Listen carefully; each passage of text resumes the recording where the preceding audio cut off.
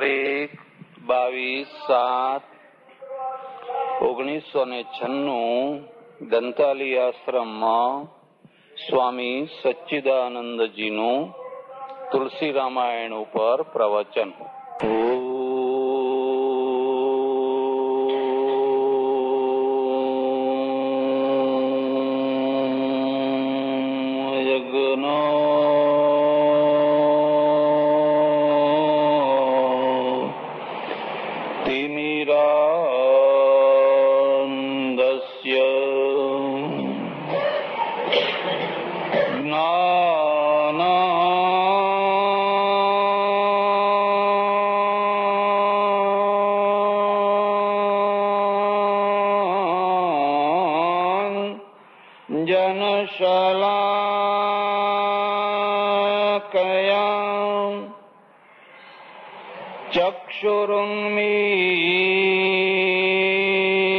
ચક્ષુરુન્મીલિતં યેન તસ્મૈ શ્રી ગુરવે નમઃ. મૂકં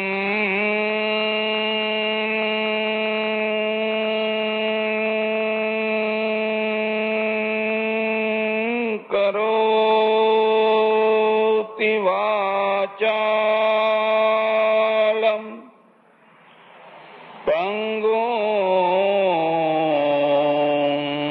લંઘયતે ગિરિં યત્કૃપાતમહં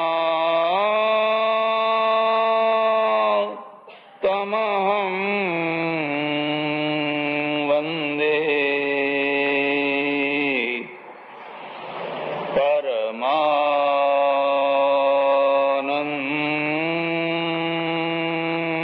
પરમાનંદ માધવં. દિવસ એવો ક્યારે મને રે મળે,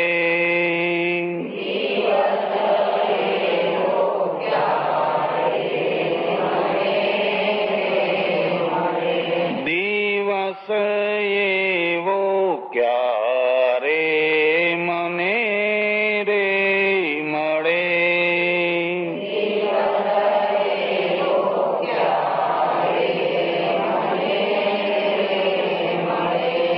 નયન મારા ઝાંખી હરિની કરે, નયન મારા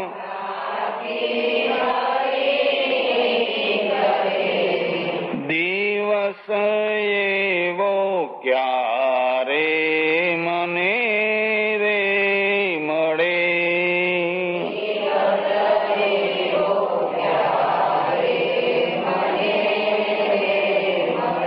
ભૂલી જાઉં ભાન બધા જગનું,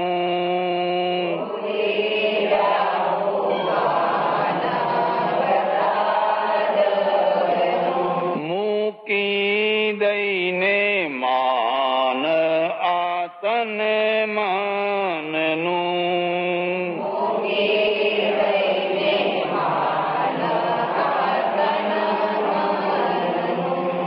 ગાઉં હરિ ગાન પરમ પદનું, ગાઉં હરિ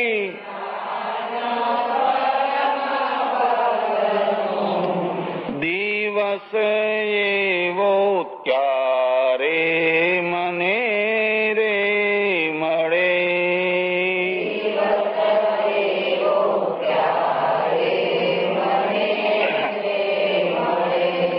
નયન હરિ પ્રેમાશ્રુથી ઉભરે,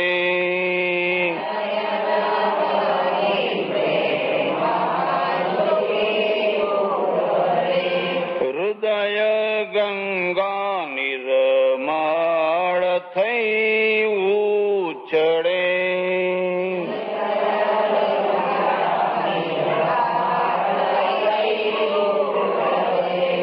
સુધી જીવ તન મનની વિસરે. સુધી જીવ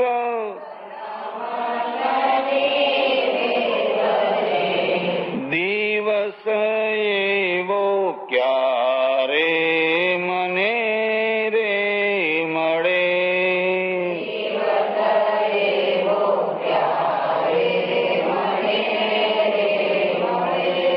રાગ દ્વેષ દ્વંદ્વનો ધ્વંસ વડે.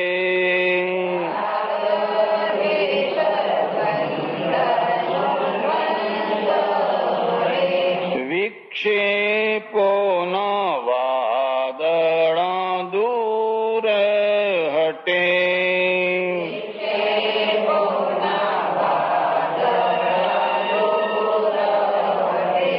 વૃત્તિ મારી બ્રહ્મમાં જઈને ભળે.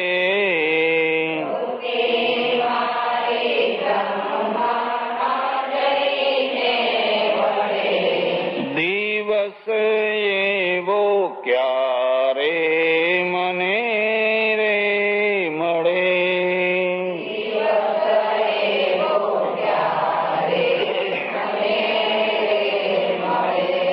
વિકલ્પોના કલ્પોના જાળા હટે.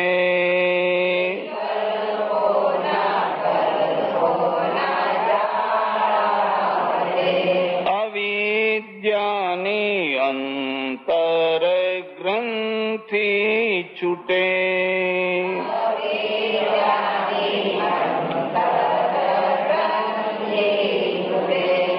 નિશ્ચલ મન એક તું એક રટે.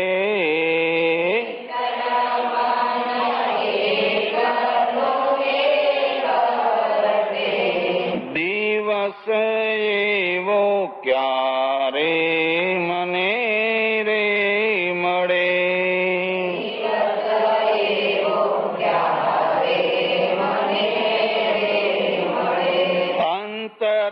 અંતરમાંથી અંતર બધું એ ખસે.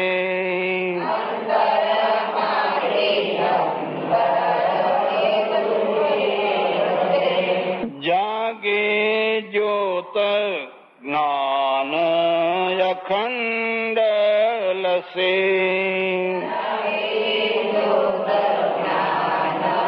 અખંડ લસે. મૂર્તિ તારી મંદરે મંદ હસે.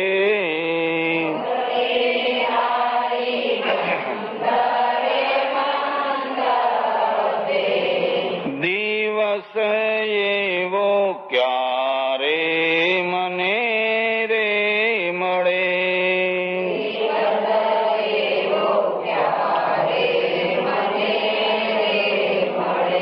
નયન મારા ઝાંકી હરીની કરે.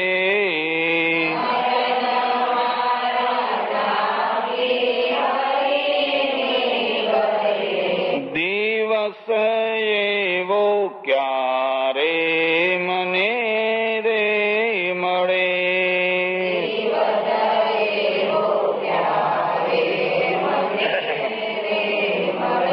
કૃષ્ણ કનૈયા રામચંદ્ર ભગવાન ઉમાપતિ મહાદેવ પવન સુત હનુમાન સનાતન ધર્મ સદ્ગુરુદેવ વૈદ્યનાથ મહાદેવ નમઃ પાર્વતી પતે હર મહાદેવ હર.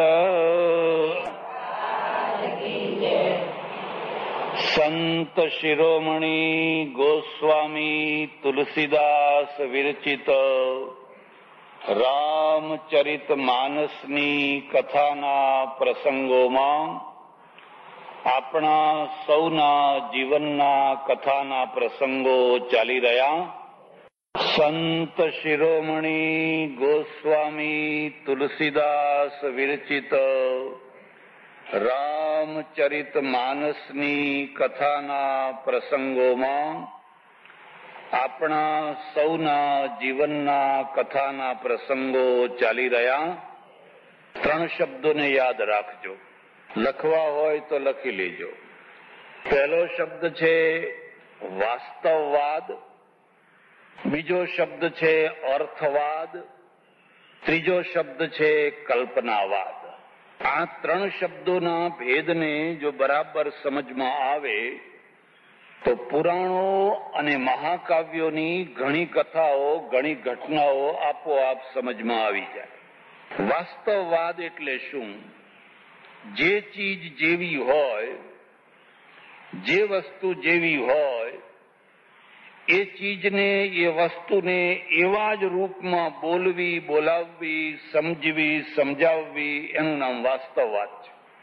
આ રૂમાલ છે તો તમે રૂમાલને રૂમાલ કહીને બોલાવો, રૂમાલને રૂમાલ તરીકે સમજો અને રૂમાલને રૂમાલ તરીકે સમજાવો તો એ વાસ્તવવાદ છે.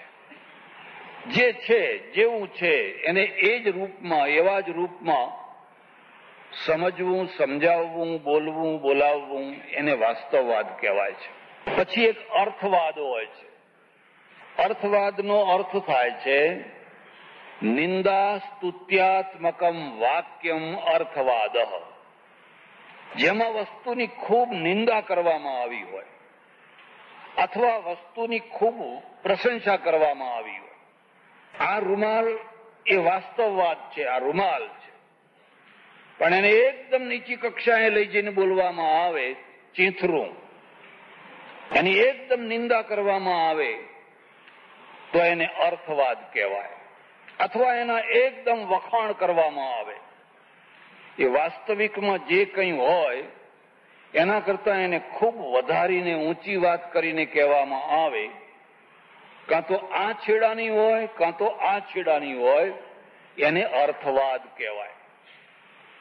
પુરાણોમાં, શાસ્ત્રોમાં, મહાકાવ્યોમાં ઘણા અર્થવાદ હોય.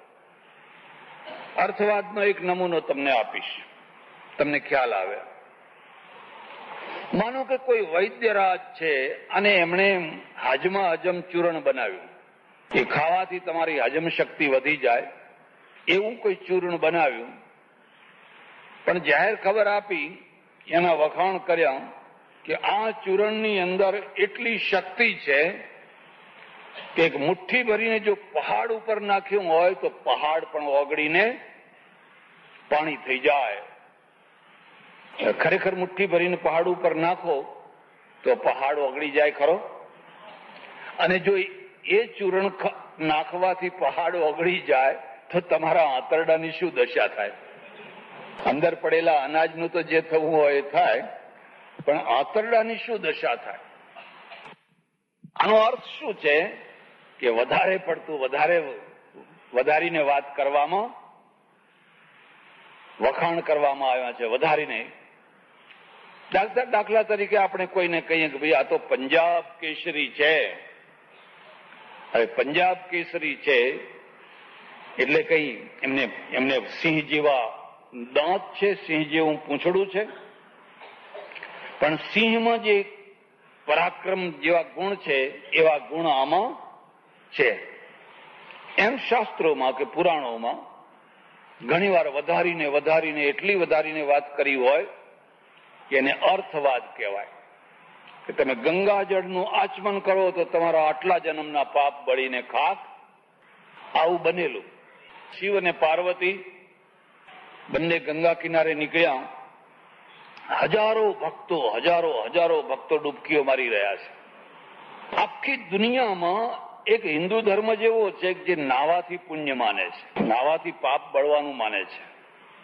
જૈનો નાવાથી પાપ માને છે. જો નાવ તો પાપ લાગે, અને આપણે નાવાથી પુણ્ય માનીએ છીએ. અને કેટલું પુણ્ય માનીએ છીએ કે તમારા બધા પાપ બળીને ખાક થઈ જાય. બધા ભક્તોને જોયા અને જોઈને કહે છે કે ઓહો, પાર્વતી કે કેટલા તમારા ભક્તો છે ને કેવા સ્નાન કરે છે ને હર ગંગે હર ગંગે હર ગંગે કરી કરીને કેટલા પ્રેમથી સ્નાન કરી રહ્યા છે. આ બધાના પાપ ક્ષીણ થઈ જશે. મહાદેવ કે કોઈના ના થાય. તને ખબર નથી આમાં 1% ભગત નથી એમ કે. શું વાત કરો છો? હા, હું તને ખરું કહું છું, આમાં 1% નથી. 99% તો બધા ડુબકિયા છે. ડુબકિયાનો અર્થ જાણ્યો? માર ધક્કો લગાવ ડૂબકી, બીજી વાત નહીં.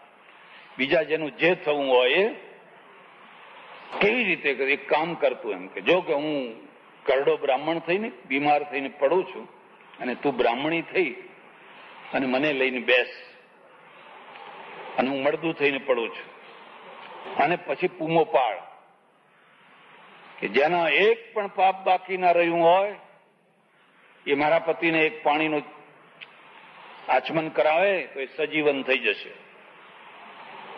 બધાને કઈક જે કોઈ પાપ વિનાનો માણસ હોય, જેને એકે પાપ ના રહ્યું હોય બાકી, એવો કોઈ માણસ આવે અને આ મારા પતિને પાણી ચડાવે તો એ સજીવન થઈ જાય. એટલે બધા હસી હસીને આગળ ચાલે, કોઈ ઉભા રહે. એક માણસ આવ્યો, સાંજ પડી ગઈ, કોઈ ના આવે. કોઈ વાર મહાદેવ ને પાર્વતી એકબીજાના સમૂહ જોવે અને મનમાં ને મનમાં હસે. સાંજ પડી થયું કે હવે કોઈ આવવાનું, એટલામાં એક માણસ આવ્યો. એ ભાઈ જો એકે પાપ બાકી ના રહ્યું હોય તો તું મારા પતિને આ ગંગાજળ ચડાવ તો મારો પતિ સજીવન થઈ જાય. એટલે એને કહ્યું તમે ચિંતા ના કરો, હું હમણાં ગંગાજીમાં નહીને આવું છું. હમણાં જ નહીને આવું છું, કારણ કે ગંગાજીમાં નહીશ એટલે મારું કોઈ પાપ રહેવાનું, પછી તારા પતિને સજીવન કરી દઈશ. એ ખરેખર નહીને આવ્યો, પાણી ચડાવ્યું. મહાદેવ સજીવન જ હતા. આને નાટક કહેવાય. પાર્વતીએ પૂછ્યું કે આમ તો પેલા બધા નાતા હતા, આ એકલો કઈ નાયો નહીં. પેલા બધા નાયા હતા, નાવાના હતા, નાયા હતા. આજ માણસ કેમ આમ કર્યું? કે બધા નાવાના હતા, નાયા હતા, એ વાત સાચી, પણ એકેને પોતાની શ્રદ્ધા ઉપર શ્રદ્ધા હતી, એકેને પોતાની જાત ઉપર વિશ્વાસ હતો, અને એટલા માટે એ ખરેખર નાવાને પાત્ર હતા. આ એક જ માણસ એવો હતો જેને ખાતરી હતી કે હું નાયો છું ને હવે મારું કોઈ પાપ બાકી રહેતું. એટલે તમે નાઓ તો નાવા માત્રથી તમારો ઉદ્ધાર થઈ જાય, એને અર્થવાદ કહેવાય. તમે મંદિરે જાઓ, શિખરના દર્શન કરો, આરતી ગાઓ તો પણ તમારું કલ્યાણ થઈ જાય, એને અર્થવાદ કહેવાય. અર્થવાદ શા માટે હોય છે? વાતને સમજજો. પ્રવૃત્તિ માટે. આ વાતને જરા સમજવા જેવી છે. પ્રવૃત્તિ છે ને વાસ્તવવાદથી પ્રવૃત્તિ નથી થતી, અર્થવાદથી થાય છે. તમે મોટા ભાગે જોજો એવા ઘણા લોકો હશે જે એમ કહેતા હોય છે કે અમે આ ફરાળવાળા ઉપવાસને માનતા, ખા કરવું ને ઉપવાસ કરવો એવો ઉપવાસ અમે માનતા. તો તમે કેવા ઉપવાસને માનો છો કે જેમાં પાણી સિવાય બીજું કઈ લેવાનું હોય? એવા ઉપવાસને માનીએ છીએ. એ સાચો ઉપવાસ કર. ચાલો એ સાચો, પણ એવો કરો છો તમે? ના, એવો કરતા કેમ? એ વાસ્તવવાદી છે, પણ વાસ્તવવાદ માત્રથી પ્રવૃત્તિ નથી થતી. પ્રવૃત્તિ તો પુશિંગથી થતી હોય છે. પાછળથી કોઈ પાછળથી ધક્કો મારે, કોઈ પ્રેરણા આપે તો પ્રવૃત્તિ થતી હોય છે. એક ભાઈ આવ્યા મારી પાસે, પ્રોફેસર. એક બીજા સજ્જન આવેલા, માળા લઈને આવેલા મારી પાસે.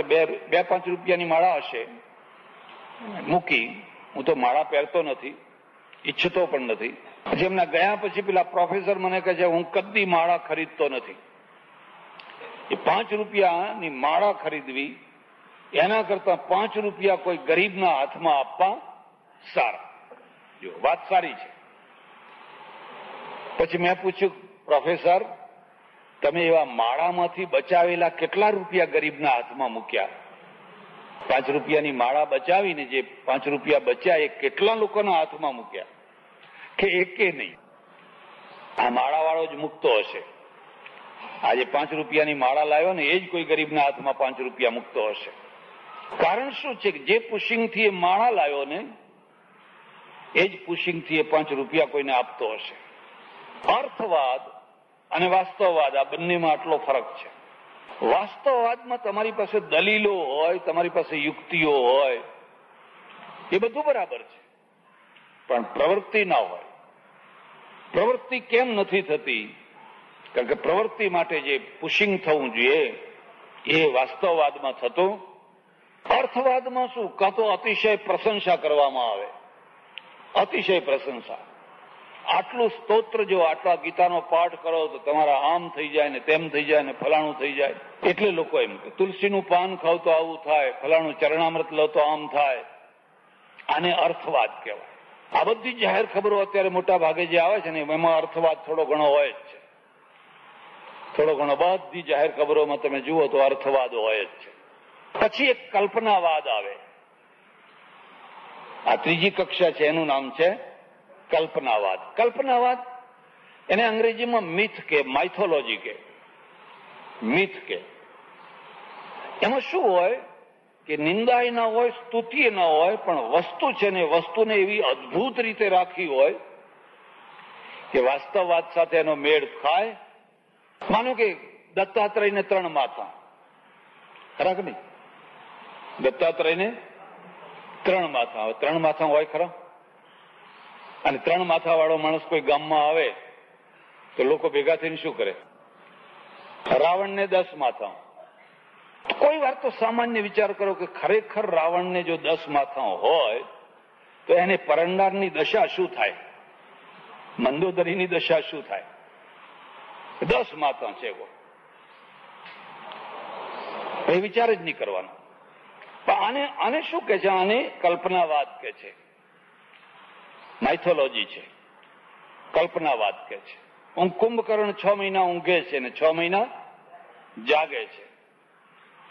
ભગવાને ગોવર્ધનને ઉપાડી લીધો. તમારા ઘરમાં ચિત્ર હશે, આમ ટચલી આંગળીએ વાલે ગોવર્ધન તોડ્યો. બધા ગોવાળિયાઓ બધા આમ લાકડા લઈને ઉભા છે અને નીચે બધી ગાયો અને ગોવાળિયાઓ બધા ભેગા થઈ ગયા છે. હવે વાસ્તવવાદ રીતે કોઈ વિચાર ના કરે કે જો 12 મેઘ તૂટી પડ્યા હોય અને બધું વ્રજ જો ડૂબવાનું હોય તો સાચો ઉપાય એ છે કે પહાડના ઉપર ચડી જવાનો.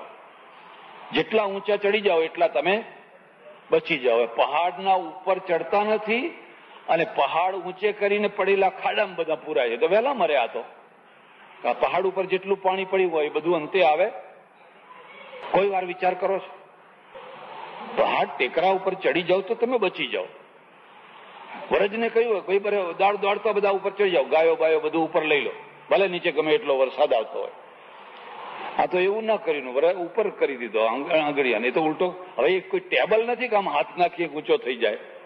એના તો કેટલા મૂળ, કેટલા હજારો ફૂટ નીચે એના મૂળ હોય. આ શું છે? આ કલ્પનાવાદ છે. અને કલ્પનાવાદ એટલા માટે કલ્પનાવાદ છે કે આવો કોઈ પહાડ ઊંચકાય અને ઊંચકાય તો એવી રીતે કોઈ વ્રજનું રક્ષણ ના થાય. પહેલા એ સમજો કે વ્રજ એટલે શું છે. એક વૈષ્ણવે કહ્યું કે મારે વ્રજની યાત્રા કરવા જવું છે, પરિક્રમા. મેં કહું લીલી કરશો કે સૂકી? કે લીલી. તો મેં કહું અહીં બેઠા બેઠા કરાવી દઉં. અહીં બેઠા બેઠા? હા. મેં કહું સાચી કરાવી દઉં. કેવી રીતે? મેં કહું સંસ્કૃતમાં વ્રજ શબ્દનો અર્થ થાય છે વ્રજતી ગચ્છતી ઇતિ વ્રજ. જે હંમેશા ગતિશીલ હોય એનું નામ છે વ્રજ. વજ્ર નહીં હો, વ્રજ. આ શરીર વ્રજ છે. કેમ કે એમાં 84 કોષ છે. જરા ધ્યાનથી સાંભળજો. વૈષ્ણવ શું કહે છે? 84 કોષની વ્રજની યાત્રા. એ 84 કોષ આ શરીરમાં 84 કોષ છે. મેં કે કેવી રીતે? મેં જો આ હાથ છે એ 2 વેંતનો હાથ થાય. તમારી પોતાની વેંતથી આમ કરો તો બે વેંતનો હાથ.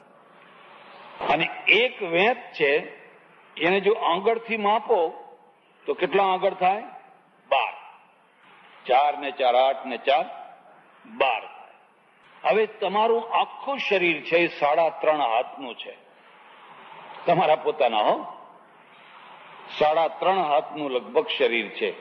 અને 3.5 એટલે 7 વેંતો થઈ. 7 વેંતો થઈ અને 12 ગુણો, 12 આંગળે ગુણો તો 12 સતા ને 84. વ્રજ વાલું રે વૈકુંઠ નહીં આવું, વ્રજ વાલું રે વૈકુંઠ. અર્થ સમજા? પેલું વ્રજ નહીં, ત્યાં જશો તો લૂંટાઈ જશો. ત્યાં તો એટલું બધું ધતિંગ ચાલે છે અને એટલી ગાળો બોલે છે બધા ભેગા થઈને, એટલા લૂંટમ લૂંટ. એમાં ગુજરાતી નામ આવવું જોઈએ. લૂંટાઈ જશો. બહુ દોડ્યા, હવે બંધ કરો. આ શરીર એ વ્રજ છે. આ શરીર છે એ વ્રજ છે. 12 સતા ને 84. એમાં ગંગા છે, એમાં યમુના છે, એમાં કાલિંદીનો ધરો છે, એમાં 1000 ફણ ફૂંફવનારો પેલો કાળી નાગ છે, એમાં કનૈયોય છે, એમાં સુદામાય છે, બીજા ગોવાળિયાય છે, અને ગોપીઓ 16,000 ગોપીઓ છે. 16,000 ગોપીઓ છે.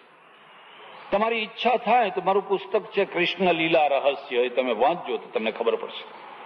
યત પિંડે તદ બ્રહ્માંડે. જે તમારા પિંડમાં છે એ જ બધું બ્રહ્માંડમાં. જ્યાં તમને પિંડનું જ્ઞાન થયું એટલે બ્રહ્માંડની દોડ પૂરી થઈ ગઈ. પછી બ્રહ્માંડની દોડ કરવાની કોઈ જરૂર.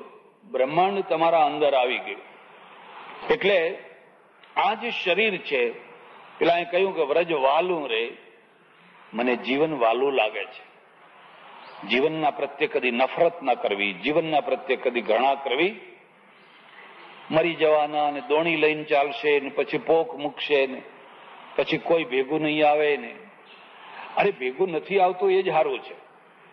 હવે જો માણસ મરી જાય અને એની પત્નીને, એના બાળકોને, એના ઘરને બધાને ભેગું લઈ જવાની ભગવાને છૂટ આપી હોત તો શું દશા થાત? જરા વિચાર કરો. માણસ મર્યો, એની પત્નીને કે હેડ આપણે પરલોક વેલિકાના મારે નથી આવવું, તમારે જવું હોય તો. કેટલા જવા તૈયાર થાય? હાથ ઊંચા કરો. જે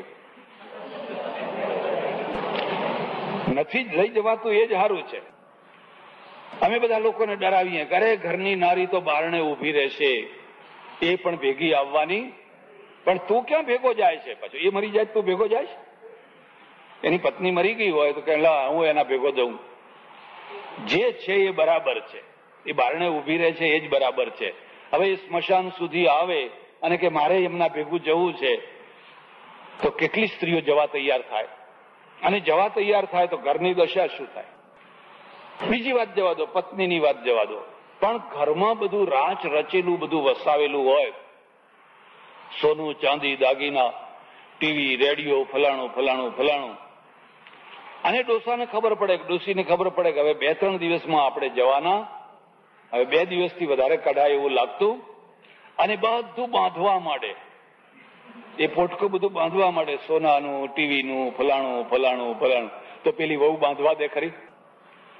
એ ઘરની જે વહુ હોય એ ક્યાં લઈને હેડ્યા મૂકો, અમે શું કરશું? પછી માણસનું મોત બગડે કે ના બગડે? મરતા ઝઘડા થાય કે ના થાય?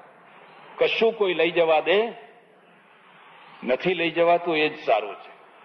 કારણ શું છે કે આ જીવન છે, આ વ્રજ છે. એટલે કે છે વ્રજ વાલું રે, મને આ શરીર વાલું છે. કારણ કે એમાં ભગવાનનું નામ લેવાય છે. કારણ કે આ શરીરના દ્વારા સેવા થાય છે. કારણ કે આ શરીરના દ્વારા કોઈનું કામ થાય છે. 2 પૈસાનું દાન અપાય છે. તમે જયારે શરીર વિનાના થઈ જાઓ, શરીર લો મળદું થઈ ગયું, કહો હવે કરો સેવા, હવે કોઈનું ભલું કરો, ખલાસ થઈ ગયું. એટલે વૈષ્ણવ છે ને, વૈષ્ણવ પરંપરાને સમજજો. એ જીવનને સકારાત્મક માને છે. નકારાત્મક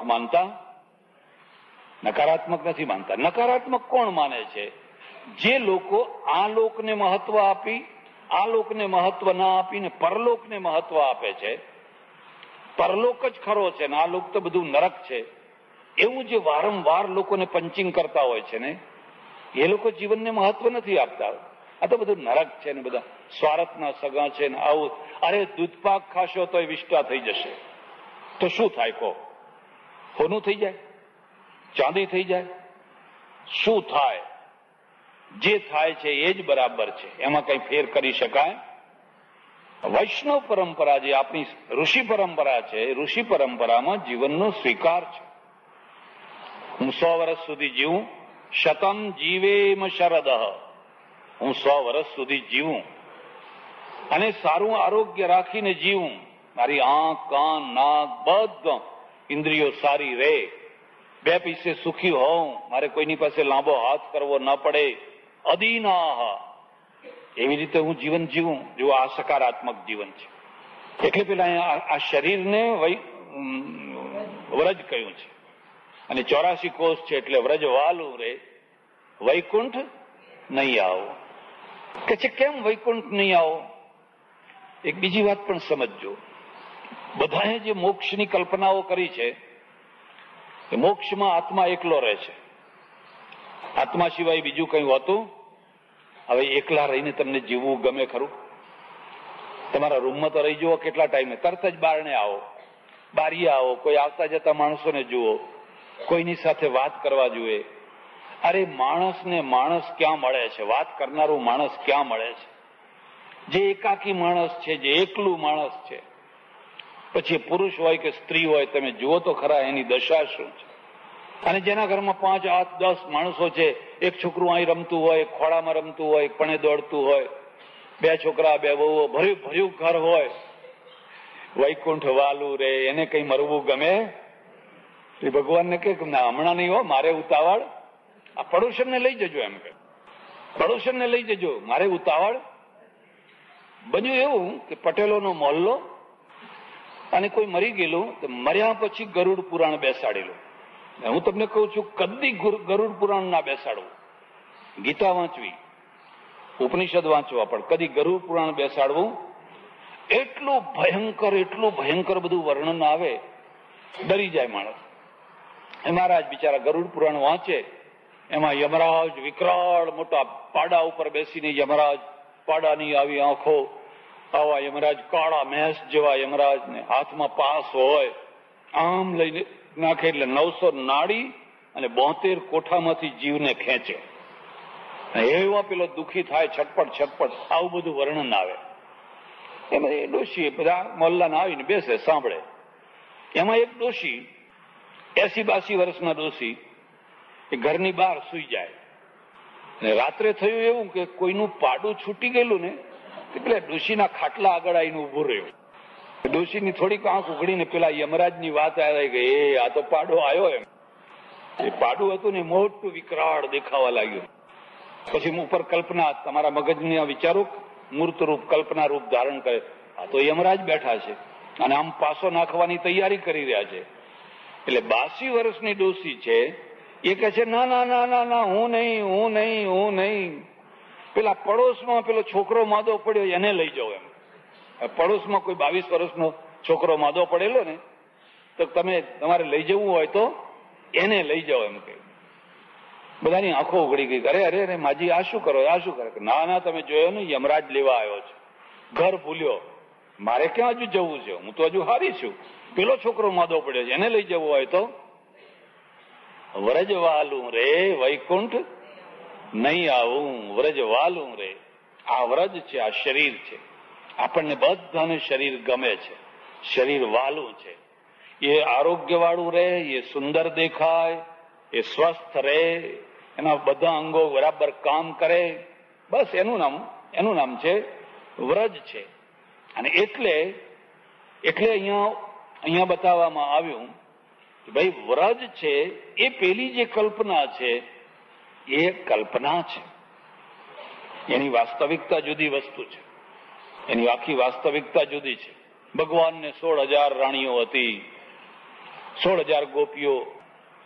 અરે 16,000 ગોપીઓ, એમાં એમાં ઘરવાળી જ બધી હતા. એને છોકરા છે, એના પતિ છે, એને સાસુ છે, કોઈ વલણો મૂકીને આવી છે, કોઈ ચૂલો મૂકીને આવી છે, કોઈ રોતા બાળ મૂકીને આવી છે. હવે આજે એવી ગોપીઓ રોતા બાળ મૂકીને વલોણા મૂકીને દોડે તો એમના ઘરવાળા શું કરે? જે ગોકુળમાં 16,000 ગોપીઓ રહેતી હોય એમાં 16,000 એમના ઘરવાળા હોય કે ના હોય? અને આ બધા રોતા કકડતા બધાને છોડીને નીકળે તો ધોકા લઈને પેલા પાછળ દોડે કે ના દોડે? એકે પુરુષ દોડતો નથી. આ કોઈ વાસ્તવવાદ નથી. આને તમે વાસ્તવવાદ સમજી શકો, અને વાસ્તવવાદ સમજો તો ઉપાધિ થઈ. બીજી વાત સમજો, આખી દુનિયાના બધા ધર્મોમાં પ્રાચીન કાળમાં માઇથોલોજી હતી. ગ્રીક પુરાણોમાં હતી, પેલા બીજામાં હતી, ત્રીજામાં હતી, બધામાં હતી. પણ કાળે કરીને એ બધા પુરાણો એ લુપ્ત થયા, બંધ પડ્યા. આજે પણ એ લોકો ચર્ચા કરે, સમજે કે આ કલ્પના છે, આ વાસ્તવવાદ. આપણા ત્યાં શું થયું? જે કલ્પના હતી એ વાસ્તવિક થઈ ગયું, અને વાસ્તવિક હતું એ બધું ભૂલાઈ ગયું, એ બધું લુપ્ત થઈ ગયું. જે કલ્પના હતી એ વાસ્તવિક થઈ ગયું. બ્રહ્મ, જે ઉપનિષદનું બ્રહ્મ છે એ વાસ્તવિક છે, એ ભૂલાઈ ગયું. અને બધી જે કલ્પના હતી, ભગવાને આમ ગોવર્ધન તોડી નાખ્યો, ઉપર હાથમાં લઈ લીધો. જરાક તો વિચાર કરો કે ભાઈ આવો પર્વત છે, એના નીચે કઈ ટેબલની માફક હાથ નાખ્યો હશે કે આમ આંગળી ઉપર ઉપાડી લીધો હશે? અને પાણી તો બધું ઉપર પડેલું નીચે આવે. ઉલટા લોકો ના ડૂબતા હોય તો વહેલા ડૂબે. આને શું કહેવાય? આને માઇથોલોજી, મિથ કહેવાય. તમે આજે પણ કોઈ વાર ઈચ્છા હોય ને તો ગોવર્ધન જજો તો જિંદગીમાં બીજી વાર જવાનું નામ નહીં લો. એટલી ગંદકી, એટલી ગંદકી, એટલી ગંદકી, એટલું દૂધ ચડે, અને એટલું પાણી વાળું દૂધ. બધા લઈને ઉભા હોય ને પાણી વાળું. દ્વારકા જાવ તો પેલી લોટીઓ લઈને પાણી ઉમેર્યા જ કરતી હોય, અને એ દૂધ બધું માખીઓ બધું થતું હોય. લોકો દૂધ ચડાવે રાખતા હોય. કોઈ દિવસ કોઈ વિચાર ના કરે કે ભાઈ આના પાછળનો હેતુ શું છે. આવી જ રીતે જૈનોની અંદર પણ માનો કે તીર્થંકર 400 વાંસ જેટલા ઊંચા હતા, 300 વાંસ ઊંચા હતા, આટલા 1000 વર્ષ જીવતા હતા. એમના પગ આવડા મોટા હતા, એમના નખ આવડા મોટા. નખ કેવડા હતા ખબર છે? એક નખ ઉપર 9 નારિયેળ મૂકે, એક નખ એવડો મોટો. અને એ 9 નારિયેળ આજના નહીં, આજના નારિયેળ બધા નાના થઈ ગયા. પહેલાના આવડા ટોપલા જેવા મોટા મોટા નારિયેળ હતા. એટલા તો એના ઉપર નારિયેળ ચડે એવા તો એમના પગ હતા. આને મિથ કહેવાય, માઇથોલોજી કહેવાય. માણસ આવું ને આવું હતું. પહેલા કોઈ 300 વાંસનું હતું, પછી 200 નું થયું, પછી 100 નું થયું. હવે કરતા કરતા અત્યારે હવે 6 ફૂટનું 5 ફૂટનું થઈ ગયું. એ આખી વાત જ ખોટી છે. ખરેખર સાચી વાત એ છે કે પહેલાની તુલનામાં માણસ શરીર અને બુદ્ધિના દ્વારા વધુ વિકસિત થયું. ઉત્ક્રાંતિવાદ એમ કહે છે કે દિન પ્રતિદિન માણસની બુદ્ધિ વધી રહી છે. 5 વર્ષનું છોકરું આજે જેટલું સમજુ, જેટલું બુદ્ધિશાળી હતું, એટલું પહેલા 10 વર્ષનું છોકરું એટલું બુદ્ધિશાળી. માણસની બુદ્ધિ વધી રહી છે, અને માણસનું શરીર પણ વધી રહ્યું છે. તમારે મારી વાત ઉપર વિશ્વાસ ના હોય તો ઘેર જઈને તમારા છોકરાને ઊભું કરજો, તમારા કરતા 4 ઇંચ ઊંચો થશે. કેલેરી મળવા લાગી, લોકોને સારો ખોરાક મળવા લાગ્યો. પહેલા ખોરાક નતો, દૂધ ઘી બધું મળવા લાગ્યું. ગરીબ માણસ પણ સાંજે 25-50 રૂપિયા કમાય છે. એટલે આને કલ્પનાવાદ કહેવાય કે આ કલ્પના છે. કલ્પનાવાદ શા માટે છે? તો ભાઈ સાહિત્યમાં જુએ, એના વિના મજા આવે, એના વિના રસ ના પડે. એટલે કુંભકર્ણને 6 મહિના ઊંઘતો અને 6 મહિના જાગતો. હવે 6 મહિના સુધી માણસ ઊંઘે તો એની કુદરતી હાજતો વગેરે થાય કે ના થાય? 6 મહિના એને જે ખાખા કર્યું હોય, પછી ઊંઘ્યો ત્યારથી બધું સ્ટોપ થઈ જાય, બધું બંધ જ. વિચાર જ નહીં કરવાનો, આ રીતે કદી વિચાર કરવાનો. એમ જેટલી કથાઓ છે એ બધી કથાઓને મિથ સમજવાની, એટલે માઇથોલોજી સમજવાની. હા, એમાંથી બોધપાઠ લેવાનો, એમાંથી જે ગ્રહણ કરવા જેવું હોય એ બધું ગ્રહણ કરવાનું. અગસ્ત્ય ઋષિ હતા, એમણે આખા સમુદ્રને પી ગયા ને, આચમન કર્યું તો આખો સમુદ્ર પી ગયા. પછી બધા દેવોએ વિચાર કર્યો, અરે રે સમુદ્ર તો ગાયબ થઈ ગયો, હવે આ દુનિયા ઉપર તમે સમુદ્ર જુઓ તો તમને કલ્પના આવે કેટલો મોટો સમુદ્ર છે. પછી ઋષિને પ્રાર્થના કરી તો પછી પેશાબના દ્વારા બહાર કાઢ્યો એટલે ખારો થઈ ગયો. હવે આને વાસ્તવિકતા સાથે કઈ લેવા દેવા ખરું? કોઈ સમર્થમાં સમર્થ માણસ હોય તો આખો દરિયો પી જાય ખરો? આને મિથ કહેવાય. કદી પણ આવી કથાઓને વાસ્તવવાદ સાથે જોડી શકાય. આને મિથ કહેવાય. એનું અર્થઘટન હોય, એનું રૂપાંતર હોય, એનો કોઈ અધ્યાત્મ અર્થ કરવાનો હોય, ગમે તેમ કરવાનું હોય, પણ જેવી છે એવી એને માની લેવાય. અહીંયા પ્રકરણ રાવણનું છે. રાવણ માણસ છે, બ્રાહ્મણ છે, ઋષિનો પુત્ર છે, વિદ્વાન છે, જ્ઞાની છે, સમર્થ છે. એનું રાજ્ય બહુ વ્યવસ્થિત છે ને બહુ સુંદર રાજ્ય છે. પણ શત્રુતા થઈ, દુશ્મનાવટ થઈ અને પોતાની બહેનનું વેર લેવા માટે, બદલો લેવા માટે સીતાજીને હરી લાવ્યો. હરી તો લાવ્યો, પણ એને રાખી અશોક વાટિકાની અંદર પોતાના મહેલમાં લઈ ગયો અને અશોક વાટિકામાં રાખીને ત્રિજટા જે ભક્તિવાળી દાસી હતી એને કહ્યું, તું આની સેવા કર. એ વાત બધી આવી ગઈ. હવે રામ છે એ રામ બધું પારકું લશ્કર લઈને, એટલે સુગ્રીવનું લશ્કર લઈને આવતા આવતા આવતા આવતા સમુદ્ર કિનારે આવી ગયા.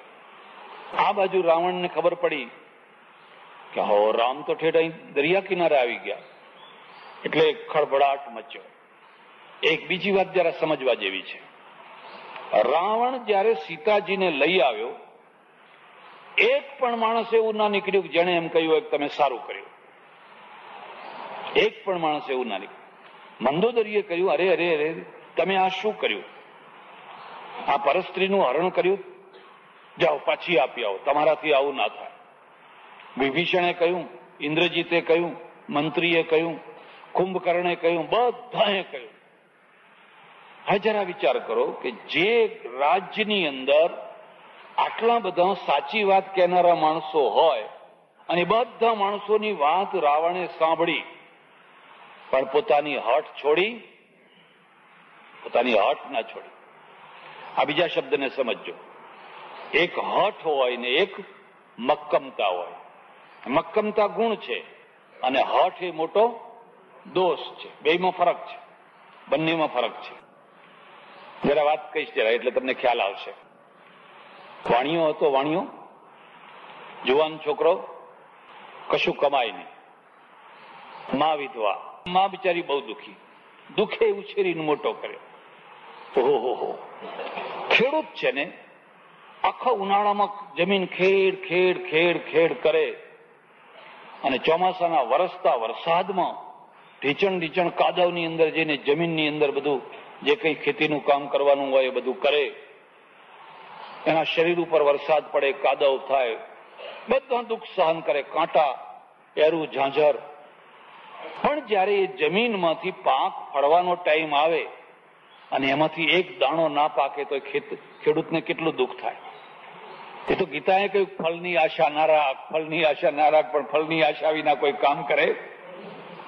બીજાને કેવું હોય તો કહું, બધા કે ફળની આશા રાખશો તો તમે બધા પગાર લેવો બંધ કરો ને. પગાર લેવાનું તો કોઈ બંધ કરતું? પગાર વધારવાના આંદોલન કરે છે, પણ કોઈ એમ નથી કહેતું કે અમારે તો કોઈ પગાર મળે તોય વાહવા અને ના મળે તોય આપણે તો કર્તવ્ય કરવાના છે, ડ્યુટી બજાવવાના છે. આ આદર્શ વાક્ય છે. એને જો એક દાણો ના પાક્યો હોય તો એને વેદના થાય, એને પીડા થાય. અરે રે, બિચારો જઈને રડે. આ જ દશા વિધવા માની થાય. ભર યુવાવસ્થામાં વિધવા થઈ હોય અને છોકરાને ખવડાવી પીવડાવી ઉછેરીને જેમ તેમ કરીને મોટો કરે અને જુવાન થાય, માં વૃદ્ધ થઈ, ગરડી થઈ. એક બીજી વાત યાદ રાખજો, નોંધ કરી લેજો. માણસ ગરડું ક્યારે થાય? વહેલું ગરડું ક્યારે થાય?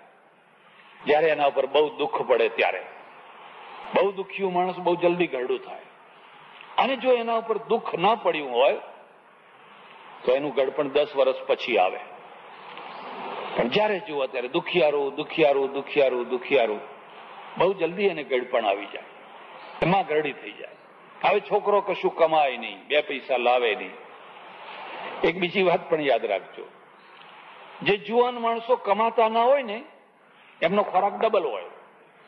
કમાનારા કરતા ન કમાનારનો ખોરાક ડબલ હોય, કારણ કે હંમેશા રસોડા અમે જોઈને જ બેઠા હોય, નવરાજ હોય, કઈ બીજું કઈ કામ હોય ને રસોડા અમે જ જોઈને બેઠા હોય, ક્યારે ઘંટડી વાગે ક્યારે ઘંટડી વાગે, એમનો ખોરાક ડબલ હોય.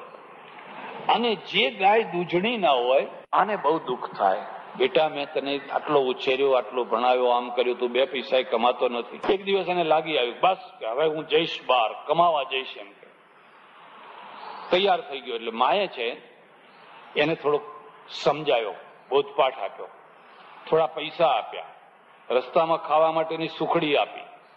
માં છે ને એના હૃદયની અંદર એકદમ કરુણાની નદી વહેતી જ હોય, સરિતા કદી સુકાય નહીં. લે આ સુખડી, જ્યાં ભૂખ લાગે ત્યાં ખાજે, આ પૈસા રાખ, જયારે દુઃખ પડે, કઈ કોઈ રસ્તો ન મળે ત્યારે આ પૈસા વાપરજે.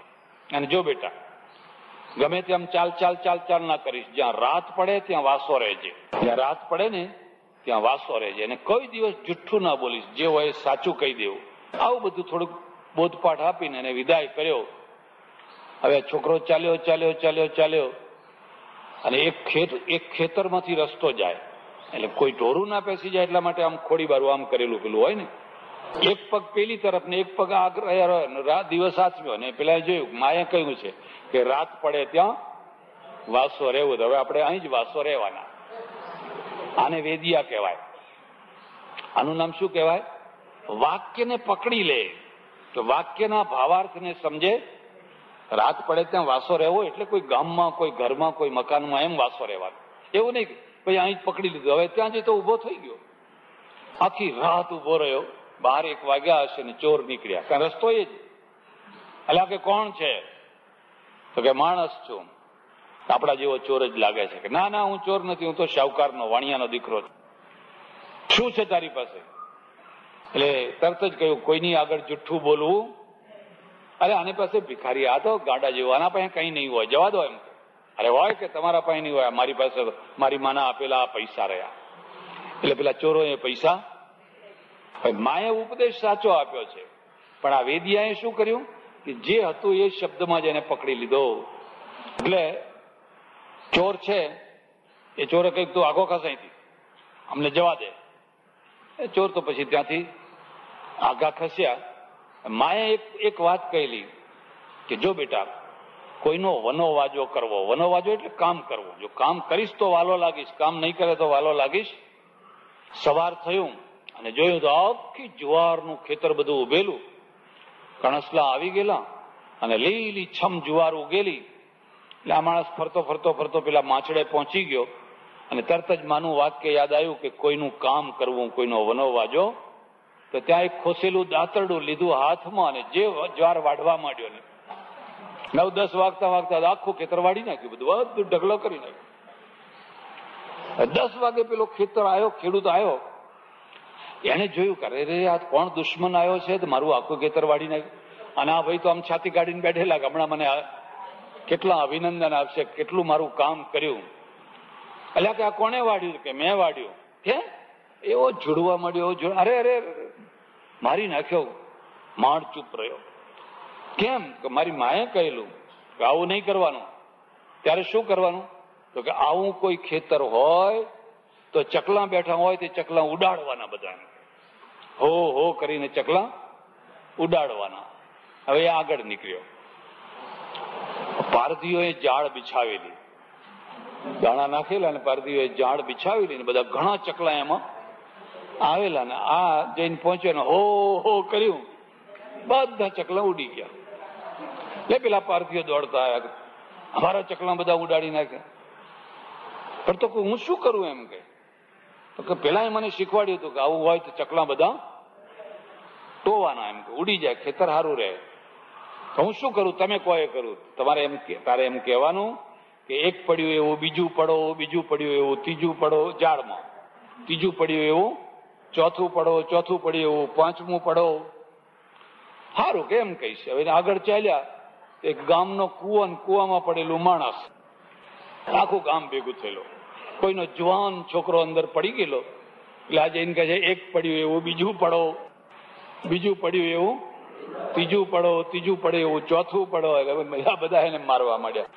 હા, એક છોકરો જુવાન જો છોકરો પડ્યો છે, મર્યા છે, અને તું પાછું બીજું પડવાનું કહે છે, ત્રીજું પડવાનું કહે છે, ચોથું પડવાનું કહે છે. ખબરદાર જો આવું નહીં કરવાનું. તો પણ હું કરું છું ત્યારે તો જા તારે એમ કહેવાનું કે આવું કોઈને ના થજો, આવું કોઈને ના થજો, આવું કોઈને ના થજો, આવું કોઈને ના થજો. કેમ? હા, હવે આગળ ચાલ્યો. આને વેદિયા કહેવાય. વાતને પકડી લે અને વાતના પાછળના ભાવાર્થને સમજે. હવે આગળ જતા જતા એને જોયું તો લગ્ન ચાલે અને લગ્નની અંદર પેલા ફેરાને બધું ફરે એટલે આ ઉભો ઉભો કહે છે કે આવું કોઈને ના થજો, આવું કોઈને ના થજો, આવું કોઈને ના થજો. આવું કેમ બોલે છે? આવું કેમ બોલે છે? મારે બધા ભેગા થઈને પણ તારે હું શું કરું? કે આવું કહેવાનું કે આવું ઘરો ઘર થજો, આવું ઘરો ઘર થજો, આવું દરેક ઘરમાં થજો, એમ કહેવાનું. એમ કે સારું. હવે આગળ ચાલ્યા ને એક ઘરમાં માણસ મરી ગયેલું ને ઠાઠડી પડેલી અને બધા રો કકડ કરે. ત્યાં જઈને કહે છે આવું ઘરો ઘર થજો, આવું ઘરો ઘર થજો, આવું ઘરો ઘર થજો. આને જે લોકો ઉમટ્યા ને આખા ગામને મારી નાખવું તારે આવું આવું કહે છે. મારી પાછો માર ખાધો. પેલો કે પણ ભાઈ હું કરું છું, તમે બધા જેમ કહો છો એમ કરું છું અને છતાં દરેક જગ્યાએ મને માર પડે છે. શું આમાં ખૂટે છે? શું આ માણસમાં વિવેક ખૂટે છે? કયું વાક્ય કયા ટાઈમે કઈ જગ્યાએ પ્રયોગ કરવું એને આવડતું નથી. એટલે એ તો પછી ત્યાંથી એમને એમ કાઢ્યો. એની માએ કહેલું જો બેટા કોઈને પકડીએ તો જલ્દી છોડીએ. વાત વાતમાં નોકરી કરી નોકરી છોડી દેવી, નોકરી પકડી નોકરી છોડી દીધી તો માણસ કોઈ દાડો સુખી ના થાય. લાંબી નોકરી થાય, શેઠ પ્રસન્ન થાય તો એને બધું આપી દે. તો કે બરાબર. એ વાક્ય એના મનમાં રહ્યું. પેલા કિલ્લાના દરવાજે આવીને ઉભો, દરવાજો બંધ અને સવાર થયું અને સવાર થઈને દરવાજો ઉઘડ્યો એટલે તો અંદર દાખલ થવા ગયો. બન્યું એવું કે બરાબર એ જ ટાઈમે એક ગધેડો, મસ્ત ગધેડો, એનું પૂંછડું એના હાથમાં આવી ગયું અને પેલું ગધેડું દોડ્યું એટલે આ એ પાછળ દોડે. એ લોકો કે છોડી દે, છોડી દે, છોડી દે. નહીં છોડું. મારી માએ કહ્યું છે પકડેલું છોડવું. મારી માએ કહ્યું છે કે જે વસ્તુ પકડીએ એને કદી છોડીએ. અને પેલું ગધેડું લાતમ લાત કરે પણ આ કઈ છોડવાનું નામ લે. બસ આ જ દશા આપણી સૌની છે. આ જે મેં તમને વાત કહી ને ઠીક એવી જ દશા આપણા સૌની છે. કઈ વસ્તુ પકડવા જેવી છે અને કઈ વસ્તુ પકડવા જેવી નથી, અને કઈ વસ્તુ પકડી હોય તો ક્યારે છોડી દેવી એનો વિવેક જ્યાં સુધી ના જાગે ત્યાં સુધી તમે શાસ્ત્રનો કે રામાયણનો કે કોઈનો સદબોધ લઈ શકો. રાવણને હઠ છે એટલે પકડેલું છોડતો નથી. રામમાં મક્કમતા છે. સાધના માટે મક્કમતા જરૂરી છે. કોઈ ખાસ ફળ પ્રાપ્ત કરવું હોય તો મક્કમતા જરૂરી છે, પણ હઠ સારી.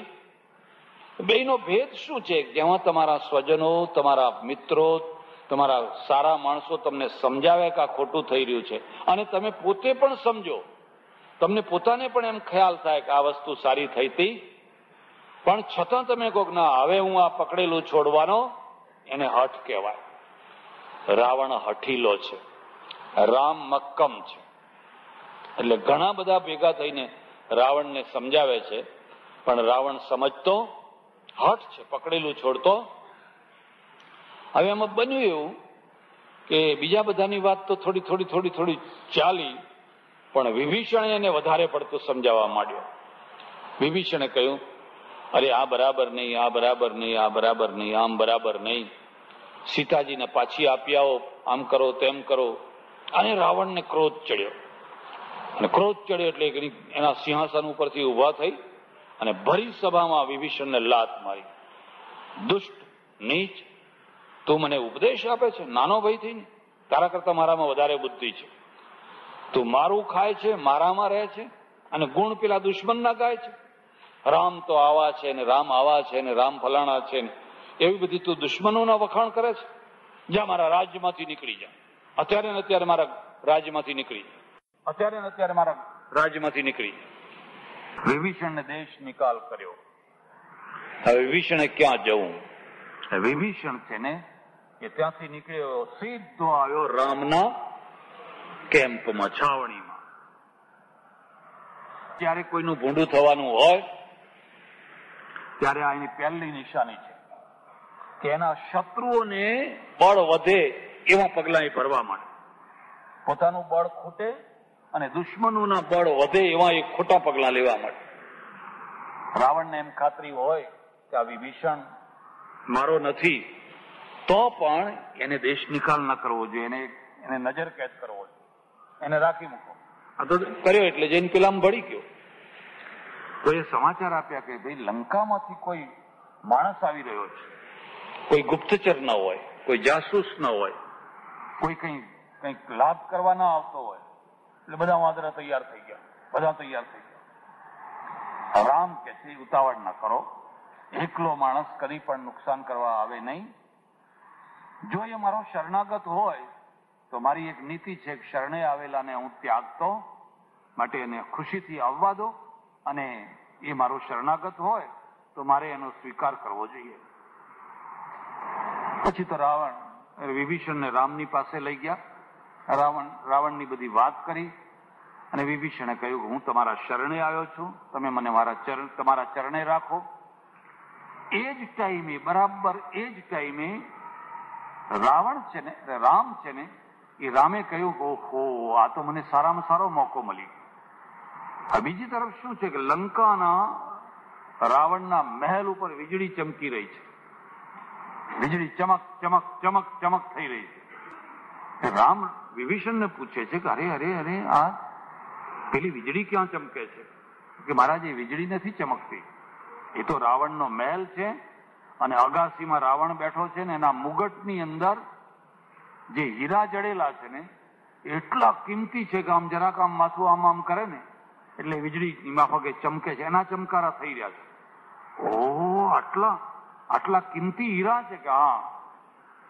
રામે ધનુષબાણ ઉપાડ્યું અને ધનુષબાણ ઉપાડીને કસીને જોરથી માર્યું ને એ પ્રકારનું બાણ હતું ને કે મુગટ આખો ઉછળ્યો અને સડસડાટ મુગટ આવીને રામની પાસે પડ્યો. રાવણનો મુગટ રામની પાસે આવીને પડ્યો એટલે રામે મુગટ જોયો, વિભીષણને બતાવ્યો કે આ જ મુગટ? કે હા, આ શિલા ઉપર બેસો, તમે આ શિલા ઉપર બેસો, હું અત્યારે ને અત્યારે તમને લંકાની ગાદી આપું, આ મુગટ હું તમને. વિભીષણના માથા ઉપર એ મુગટ પહેરાવી દીધો. આને શું કહેવાય? આને ચાણક્ય નીતિ પ્રમાણે ભેદ નીતિ કહેવાય. કે દુશ્મન છે, દુશ્મનની અંદર ભેદ પડાવવાનો, એ રાજાની જગ્યાએ બીજા રાજાને ઉભો કરી દેવાનો, અને બીજા રાજાને આગળ. અંગ્રેજો આ રીતે જ લડાઈઓ કરતા હતા, આ રીતે જ જીતતા હતા, એટલે આને ભેદ કહેવાય. હવે અંધારું થઈ ગયું છે, વરસાદ જામ્યો છે, એટલે હવે આગળ વધારે કથા કરશું. અત્યારે વિભીષણને ગાદીએ બેસાડી દઈએ, પછી કાલની વાત. કૃષ્ણ કનૈયા રામચંદ્ર ભગવાન ઉમાપતિ મહાદેવ પવન સુત હનુમાન સનાતન ધર્મ સદગુરુદેવ વૈદ્યનાથ મહાદેવ નમઃ પાર્વતી પતે હર હર મહાદેવ. વહેલા ઘર ભેગા થઈ જાઓ, વરસાદ ચડ્યો છે બરાબર જોરથી. શ્રી રામ જય રામ જય જય રામ.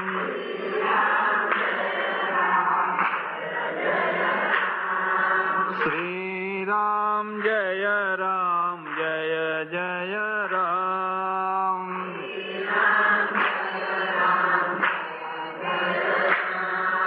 શ્રી રામ જય રામ જય જય રામ.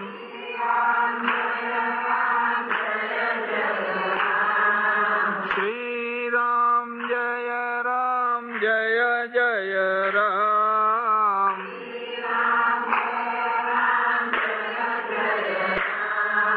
શ્રી રામ જય રામ જય જય રામ. રામચંદ્ર ભગવાન કી જય.